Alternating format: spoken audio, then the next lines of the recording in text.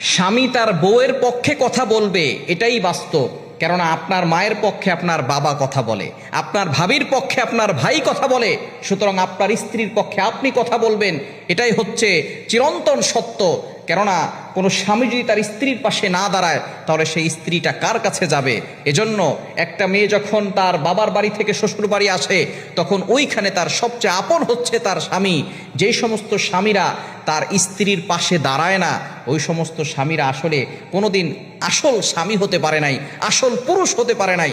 এজন্য স্বামী হচ্ছে এমন যে তার স্ত্রীর পাশে দাঁড়াবে, স্ত্রীকে কখনো কারো কাছে ছোট হতে দিবে না, স্ত্রীকে সব সময় মানুষের কাছে বড় করে তুলে ধরবে। এটাই হচ্ছে স্বামীর পরিচয়। এজন্য আসল স্বামী, সত্যিকারের স্বামী যারা, তারা স্ত্রীর পক্ষে কথা বলে।